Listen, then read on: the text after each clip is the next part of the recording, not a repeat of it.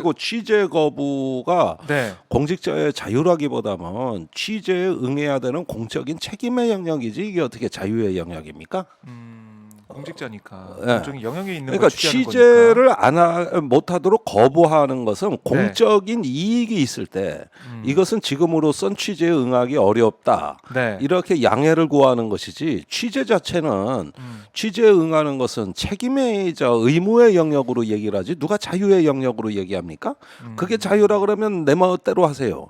취재하든지 말든지 나는 거부할 거예요. 네. 이걸 자유라 그러면은 자유가 그런데도 쓰인다면은 이게 참 심각한 언어의 오염이 될 것이고. 네.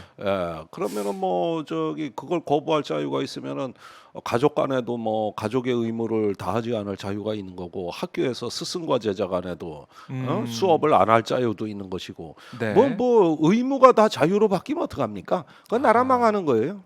자유를 뭐 여기저기 다 이제 갖다 붙이는 거 그거는 안 된다 이런 말씀이신데 예. 자, 지금 보면 이 대통령실이 어제 이제 MBC 기자한테 문자를 보냈다는 거 아니겠습니까? 그렇습니다. 이런 얘기예요. 음. 이번 순방에 MBC 기자들의 대통령 전용기 탑승을 허용하지 않기로 결정했다. 이렇게 얘기를 한 거고 MBC의 외교 관련 왜곡 또 편파 보도가 반복되어 온 점을 고려해서 취재 편의를 제공하지 않기로 했다. 이렇게 얘기했습니다. 그래서 예를 든 게 MBC가 뭐 자막 조작을 했고 우방국과의 갈등을 시도했고 그리고 대역임을 고지하지 않은 왜곡을 또 했고 편파 방송 같은 일련의 이런 사태에 대해서 어떠한 시정 조치도 하지 않은 상태라는 주장을 했어요. 그래서 이런 왜곡 편파 방송을 방지하기 위한 불가피한 조치임을 알려드린다. 이게 대통령실의 입장이었습니다. 쭉 들으시고 좀 어떤 생각을 하셨나요? 제가 이런 걸 갖고 네. 참 이런 꼬락서니를 봐야 되는 우리 스스로가 한심하다. 이런 꼬락서니가 어딨냐 그래. 자, 불허한다 그러면서 사실은 취재 거부를 한 거거든요. 네, 네. 그리고 홍준표 그렇죠. 시장은 취재 거부는 자유다. 이렇게 이야기를 하고 또 오늘 도어 스태핑에서 윤석열 대통령이 기자의 질문에 네. 이렇게 대답했습니다. 국익 때문에 그랬다. 국익 때문이다. 국익 때문이다. 예. 국가 이익 때문에 그 취재 탑승기 허용을 거부했다는 거예요. 그런데 외신 기자들까지 지금 난리잖아. 그러게요. 오늘 그 성명 나온 데가 그 아시아 외신 기자 네. 협회인가 포럼인가 거기하고 그다음에 전국 언론 노동조합. 네. 그래서 일제히 나왔잖아요 지금. 그렇습니다. 언론 단체들이 계속해서 이걸 비판하는 성명을 내놓고 그다음에 있어요. 대통령실 출입 기자단도 곧 입장을 결정할 것 같아요. 공동 대응하기로는 결정했어요. 근데 예. 어떤 수위에 어떤 내용으로 예. 공동 대응할지는 더 이제 논의하고 있는 것 같은데. 그러니까 엄청나게 문제가 커졌죠 지금. 자, 이게 지금 MBC와 전쟁이 아니라 MBC와의 전쟁을 전 언론과의 전쟁으로 확전을 했단 말이에요. 그렇잖아요. 확전이 오히려 돼버렸다. 확전이 되는 거죠. 사실 모든 일이 그랬어요. 네. 뉴욕에서 비속어 발언이 있고 유감이나 사과 표명했으면 다 지나갔을 일을 귀국해서 MBC하고의 그 전쟁으로 이거를 그렇죠. 국면을 바꿨고 공문 보내고 막 그랬죠. 예, 그 연장선에서 이번에는 모든 언론의 자유 문제에 대해서 비상한 대응을 하게끔 만드는 네. 이런 확전의 구조로 처음에 별거 아니었던 일이 이렇게 번지고 있는 것이죠. 그렇네요. 이런 흐름이잖아요. 네.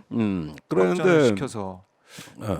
거의 이렇게 확전이 될 줄을 몰랐을까요? 저는 그것도 좀 의구심이 들더라고요. 아니 알 건 모르건 중요하지 않아요. 제가 네. 오늘 다른 방송에서 이래 보니까 패널들이 여러 가지 해석을 내놓는데 예, 예. 할로윈 참사에 대한 뉴스를 이제 덮기 위해서 다른 뉴스거리를 만든 것이다. 이슈를 덮는다. 일종의 국면 전환용이다. 조금 더 적극적인 해석으로는 그 언론 길들이기가 시작된 거다. 이게 다른 언론에도 니들도 기사 잘못 쓰면은 MBC 꼴 나는 거야. 전용기 못하. 이렇게 해가지고 이제 그 언론에 대한 어떤 길들이기, 네. 예, 이런 차원이다. 이런 걸로 이제 해석이 많은데 저는 그거보다 단순하다고 봐요. 단순하다. 예. 예. 이건 윤석열 대통령 스타일이에요. 그때도 사과할 일 없다 그랬잖아요. 그랬죠. 저 뉴욕 참사에 대해 나는 사과할 일 한 적 없다. 네네. 국회 와서도 그랬고. 뻗댔고. 그다음에 이번에 할로윈 참사에서도 뭡니까? 현장이 문제지. 뭐가 장관이 왜 문제냐? 그다음에 김은혜 홍보수석이 엊그제 운영위원회에서 웃기고 있네 메모지 쓴 사건 말입니다. 네. 그 사과하고 퇴정당했잖아요. 그랬죠. 이거에 또 격분했다는 거 아니요? 아, 그런 보도가 나오더라고요. 왜 거기서 저 국회의원들한테서 네. 그거 보도한 언론이 문제지. 왜 머리 조아리고 굽실거리고 퇴정까지 당하는 그 수모를 왜 당해? 아, 그걸 왜 주호영 원내대표는 퇴정을 시켜? 그 사회를 주호영 원내대표가 보고 있었으니까. 예, 그래서 거기에 또 저 격분했다는 거 아니야? 모든 면에서 윤석열 대통령의 태도는 일관된 거예요. 이번에도 마찬가지야. 아유, 걔들이 왜 내 비행기를 타? 아, 사실은 지 비행기도 아니면서. 그렇죠. 이 윤 대통령 대통령 건 전용기는 아니죠. 공군 1호기입니다. 음, 이 맞아요. 자산은 공군 자산이에요. 그걸 대통령이 쓰는 거예요. 지 비행기도 아니고 네. 어디까지나 국민 세금으로 운영하고 공적인 자산이에요. 공적인 자산이다. 그러나 윤석열 대통령 생각은 달라요. 아, 내가 있는 내 비행기에 왜 걔들이 타? 그 그러니까 이거는 예. 물러서지 않고 사과하지 않는다. 즉 윤석열 대통령은 부러질지언정 휘어지는 사람이 아니에요. 그 스타일이 계속 이어지고 그러면은 있는 거네요. 민주당은 어떻게 해야 되느냐? 네. 윤석열 대통령을 부러뜨려야 돼. 아, 부러지는 대통령이란 말이요. 네. 이 방송도 부러뜨리는 방송이어야 돼. 드리는 방송. 저 양반은 휘어지지가 않아. 우리가 산에 가서 나무를 봐. 네. 요즘 이제 겨울철에 낙엽이 지고 그러잖아요. 그렇죠. 그리고 바람이 불면은 산들산들 가지가 흔들리면서 어. 낙엽이 우수수 떨어질 때 우리는 계절이 지나가는 길목에 내가 서 있구나. 그러면서 그걸 한편으로는 아름답기도 하고 쓸쓸하기도 하고 그렇죠. 이렇게 가을이 감상을 그렇죠. 하는데 네. 그 중간에 재수 없는 나무가 하나 서 있어. 안 흔들려. 뭐 저쪽에 보면 뭐 전봇대 같이 서 있는 게 있어요. 네. 안 흔들리고 아. 가보면 죽은 나무야. 죽은 나무는 말라 빠지기 때문에 수분이 없기 때문에 그렇죠. 그렇죠. 바람에 흔들리지 않고 빳빳이 서 있습니다. 생기가 없죠. 예. 네. 근데 나무가 바람에 이렇게 흔들린다는 건 살아 있다는 뜻이에요. 수분이 있다는 얘기라고. 그게 통하기 때문이라고. 네. 인간이나 세상은 말입니다. 이렇게 휘어지고 또 돌아가고 굽이치는 이것이 생명의 본질이고 우리의 사는 일상 풍경이에요. 네. 그러나 죽은 몸이나 죽은 나무는 흔들리거나 휘어지지 않아요.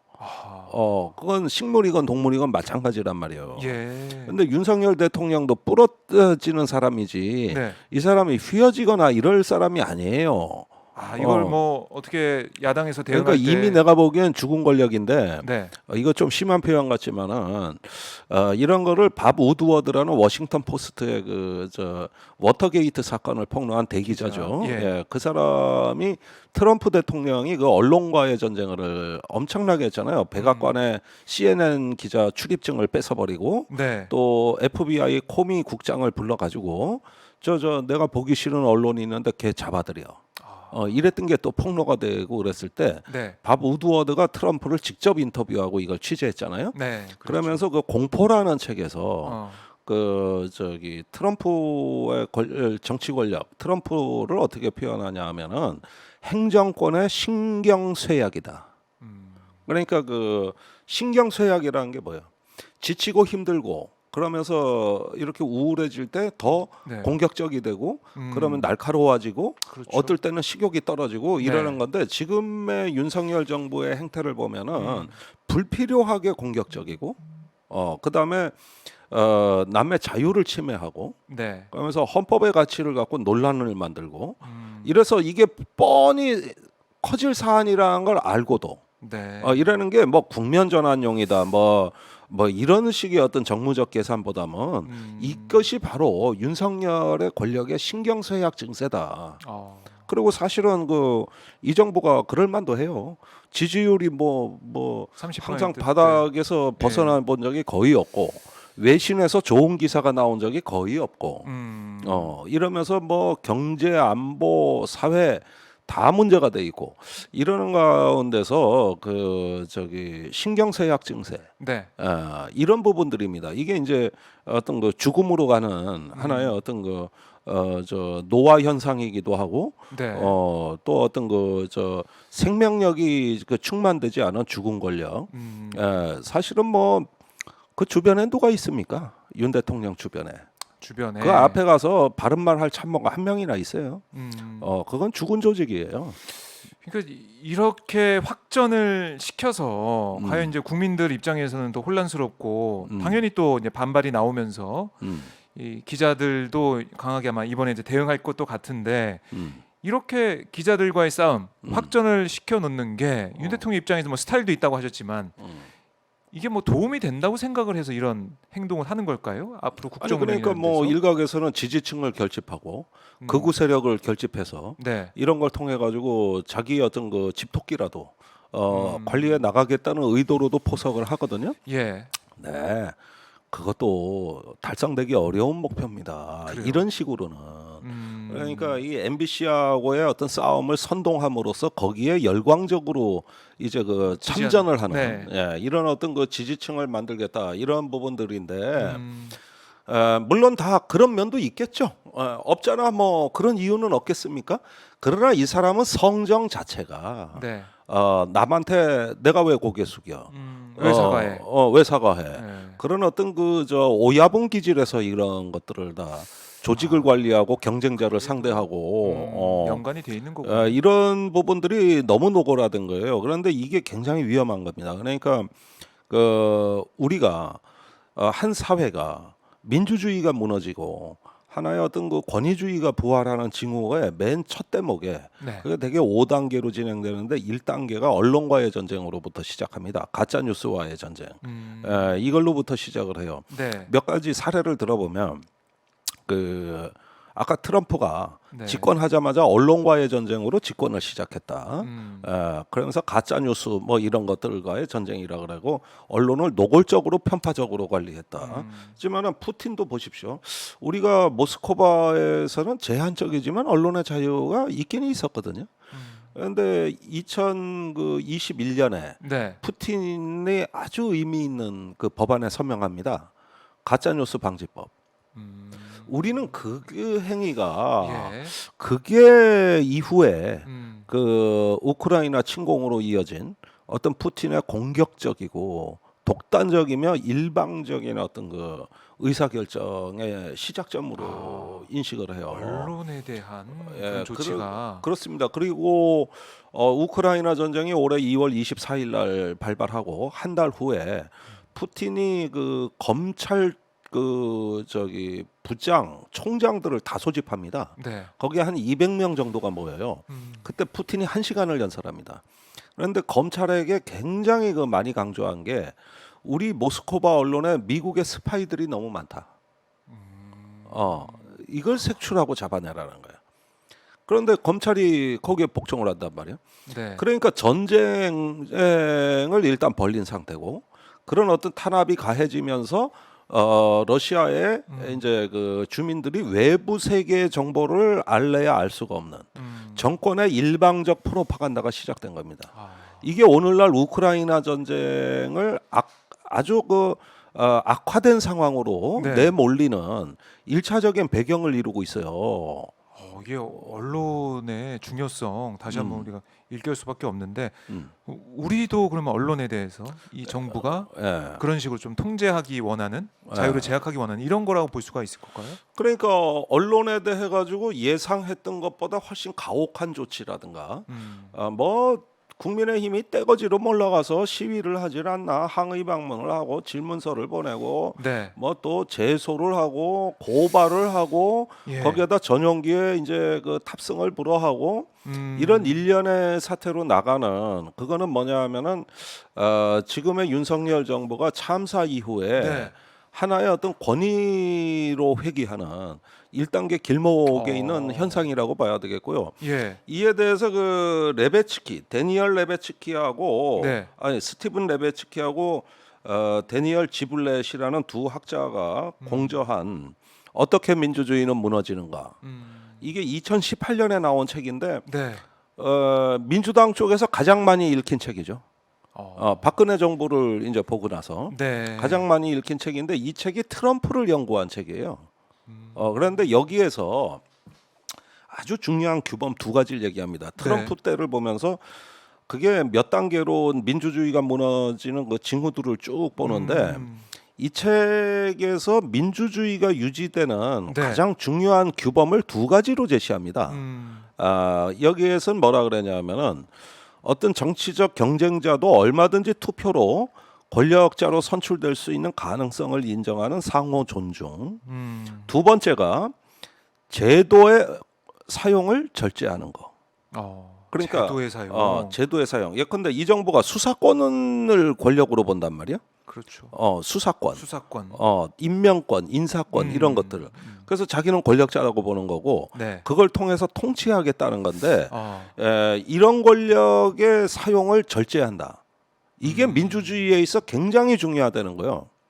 내가 칼이 있다고 다 휘둘러? 아유. 어. 그러면 안 되죠. 내가 사무라이요? 칼제비요? 네. 그래서 내가 이거 닥치는 대로 휘둘러? 근데 진짜 프로 사무라이는 무사는 오히려 저기 칼집에 칼을 넣어두고 참을 줄 아는 이게 진짜 프로거든요. 이게 진짜 프로다. 그런데 이 정권이 지금 5만 군데 칼을 다 휘두르고 있어요. 그 중에서는 뭐 진짜 휘둘러야 될 것도 있겠지만 내가 보기에는 과도하거든요.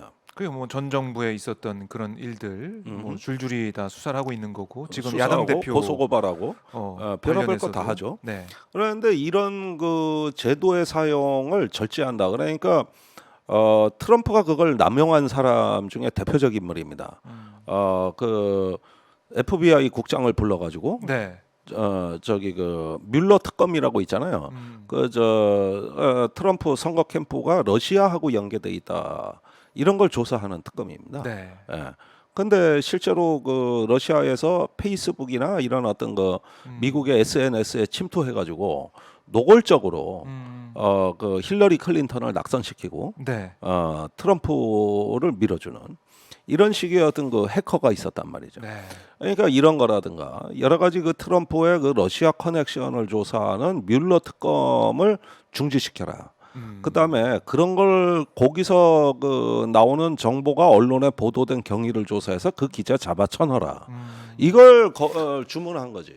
네. 근데 FBI 국장이 저기 심지어는 충성 맹세까지 강요하더라는 거예요. 면전에서. 그런데 다 폭로했잖아. 트럼프가 그랬다. 이 트럼프의 그 사례 또 푸틴의 사례 들어보니까 네. 닮았네요. 비슷한. 그렇습니다. 쌍쌍하네요. 모든 독재자는 언론부터 손보고 전두환이 집권해서 한 일이 뭡니까? 언론사 통폐합이요. 대대적 규모였어요. 거의 한국 언론의 지형을 다 바꿔놨으니까. 그래서 지금 이 MBC에 대한 전용기 탑승 이 불어 이거 이제 그 불어만으로도 볼 수 없고 이게 이거는 커집니다. 커진다. 굉장히 커집니다. 결국에는 일단은 국내 어떤 언론 전체와 네. 외신 기자들이 대응을 할 거거든요. 대응을 하는 거지. 대응을 그러면서 철회하라 그럴 거 아니에요? 그렇죠. 뭐 그 처리하라고 욕을 하겠죠 맨 처음에. 이때인데 네. 절대 철회 안 한다는 거지. 그리고 철회할 시간도 없어. 내일이면 출국이에요. 그렇죠. 내일 바로. 내일까지 버틴다는 거지. 그리고 간다는 거예요. 그리고 이제 그러면 MBC가 네. 자기 돈 들여가지고 전용기 못 탔으니 민항기로 갈 거 아니에요? 그래가지고 장비 갖고 뭐 사람 타고 해서 갈 거 아니에요? 네. 그러면 이건 내 예상인데 현지에 가면은 이제 취재도 하지만은 대통령실 대변인이나 홍보수석이 기자들 만찬도 해주고 브리핑 브리핑도 하고 여러 가지 있는데 만찬장에 MBC 기자는 안 불러버리는 방법이라 있을 수 있죠. 아예 좀 무시하고 그 제외를 시켜버리는 그런 방법도 그런 있다. 방법도 있고 이 연맥이는 방법이 계속 나오는 거지 이제 계속 나오는 거예요. 그러니까 이게 이제 MBC를 본보기로 해서 보여주는 그런 셈이 되는데 언론이 MBC만 있는 게 아니지 않습니까? 네. 뭐 이제 공중파 방송 다른 방송도 있고 네. 종편도 있고 한데 그러면은 이걸 지켜보고 있는 기자단은 과연 이 취소 요구 이걸 해서 그 안 받아들여지면 뭐 어쩔 수 없지 하고 따라갈 게 아니라 네. 뭐 다른 공동 대응을 정말로 해야 되지 않을까? 그러니까 이게 네. 지금 어떻게 결정이 될지 모르겠습니다만은 이게 정상회교를 취재를 안 할 수는 없고. 그렇죠. 뭐 그런 것도 있겠죠. 오. 지금 한미일 이게 정상회담 거기에 남았는데. 윤석열 대통령만 오는 게 아니라 네. 미국 대통령도 오고. 이 아세안 회의가 굉장히 네, 중요한 네, 네. 회의고 또 G20 회담이거든요. 발리에서 있고. 정상회담이고. 네. 야 이걸 어떻게 또 안 할 수가 있냐. 그런데 안 하면서 또 어떻게 저기 MBC 문제를 묵과할 수가 있냐. 그렇죠. 이 문제 갖고 지금쯤 경론이 벌어졌지 않았을까. 이런 예상이 들어요. 대통령 기자단에서 어떻게 결정할지는 모르겠지만 봐야 될 것 같고 예.